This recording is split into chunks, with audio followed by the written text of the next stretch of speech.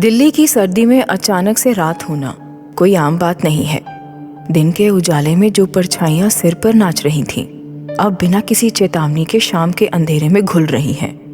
मैं Ruby, Delhi university के Daulat Ram college की स्टूडेंट, शाम को कॉलेज से घर जाते वक्त फिर से उस सुनसान गली के सामने आकर रुक गई। पता नहीं क्यों उस गली से मैं खौफजदा हो जाती हूँ। लंबी सांस भरकर मैंने ऊपर आसमान की ओर देखा। शाम के 7 ही बजे थे और अंधेरे के साथ साथ बारिश के बादल छा रहे थे। जब कुछ देर आकाश देखने के बाद मैंने फिर से नीचे गली की ओर देखा तो वही लड़कों का झुंड आ चुका था। मेरा सबसे बड़ा नाइटमेयर। एक तो अंधेरा और दूसरे ये लड़कों का झुंड मुझे तेजी से चलने के लिए मजबूर कर रहा था। करीब 100 मीटर ही दूर थी मैं उनसे। उन्होंने अभी तक मुझे देखा नहीं था। एक लड़के की सड़क की तरफ पीठ थी और बाकी 2 लड़के मेरी तरफ फेस करके खड़े थे। कुछ नहीं कहा था उन लड़कों ने मुझे अभी, पर मुझे पता था जैसे बादल गरजने वाले हैं ना, ठीक उसी तरह वो लड़के भी कुछ तो कमेंट करेंगे। मैं ज़मीन से नज़रें चिपकाकर तेज़ी से अपने पीजी की ओर जाने लगी। सांस की रफ्तार के साथ साथ पेट की मरोड़ भी बढ़ रही थी। तभी एक लड़के ने कहा, वहां देखो, अरे देखो देखो देखो। शिट, देख लिया उन लड़कों ने मुझे। तीनों मुझे ही घूर रहे थे। अचानक तीनों ने मेरा रास्ता रोक लिया और बीच गली में आकर खड़े हो गए। ये पहली बार नहीं हुआ था। सिर्फ 20 मीटर ही दूर थी मैं अपने पीजी से। मैं कोई दूसरा रास्ता भी नहीं ले सकती थी। कोई रास्ता नहीं था उनके टॉन्ट से बचने का। अभी तक उन्होंने मेरा चेहरा नहीं देखा था।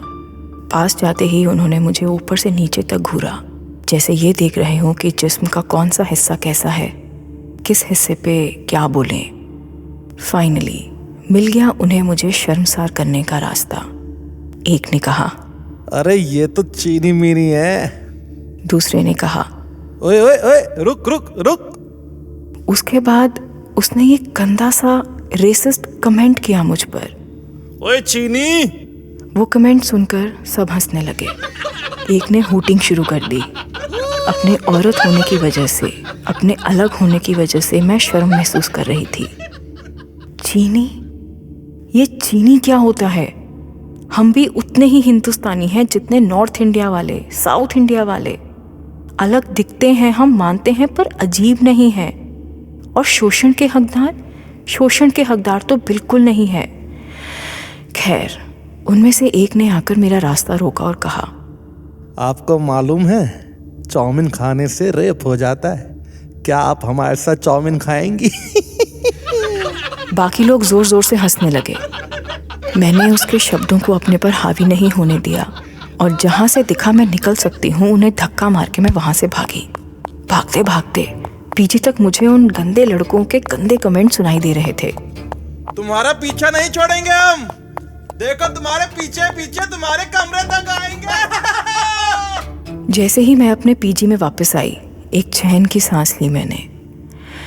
मुझे और किरण को बंसल आंटी ने टॉप फ्लोर दे रखा था। हम दोनों पिछले 3 महीनों से ही उनके पेइंग गेस्ट हैं। मैं जल्दी से सीढ़ियां चढ़कर अपने रूम में आ गई। किरण वीकेंड पे अपने होम टाउन पानीपत गई हुई थी। मैं एकदम अकेली थी पूरे फ्लोर पे। वो लड़के मेरे पीछे तो नहीं आ रहे थे, फिर भी मैं इतना डर गई थी कि मैंने जल्दी से अंदर आते ही मेन डोर बंद करके लॉक लगा दिया। छोटा पैसेज क्रॉस करने के बाद हॉल का दरवाज़ा खोलकर अंदर एंटर कर गई और उसे भी अंदर से लॉक लगा लिया। हॉल में खूब अंधेरा था। मैंने अपनी उंगलियों से स्विच बोर्ड को ढूंढा और लाइट्स ऑन की। किचन और डाइनिंग टेबल बिल्कुल वैसे ही सेट थे जैसे किरण छोड़कर गई थी। मैं नहाने के बाद टी-शर्ट और पजामा पहनकर बाहर आई। हॉल हमेशा बाकी पीजी से कुछ डिग्री ठंडा रहता है। मैंने बेडरूम में आकर दरवाज़ा अंदर से लॉक कर लिया। बाहर बारिश हो रही थी। मैंने खिड़की से बाहर देखा तो लड़कों का ग्रुप वहीं खड़ा था। मेरा ध्यान टूटा माँ के फ़ोन से। माँ से बात करके मेरा मन शांत हुआ। मैंने अपने बेड को साफ़ किया और नींद के इंतज़ार में लेट गई। सीलिंग फ़ैन की तरफ देखते देखते मेरी पलकें नींद से भारी हो रही थी। तभी अचानक मैं एकदम चौंक गई। आधी नींदों में होने की वजह से मुझे लगा शायद मेरा वहम है, पर दूसरे ही पर फिर से ये आवाज अंदर वाले दरवाजे की है या बाहर वाले पे कोई नॉक कर रहा है? मुझे अच्छे से याद है मैंने मेन डोर अंदर से लॉक किया था। हॉल का भी दरवाज़ा अंदर से लॉक है। बेडरूम के दरवाजे पर तो नॉक नहीं हो सकता। हॉल में कोई कैसे घुसेगा? हॉल का दरवाज़ा बंद है। तभी बहुत जोर से नॉक हुआ, जैसे किसी ने दरवाजे पे मुक्का मारा हो। आवाज़ अंदर के दरवाजे से आ रही थी। इससे पहले मैं कुछ सोच पाती मेरे मुंह से निकल गया, कौन है? कौन है बाहर? Ruby, Ruby, Ruby.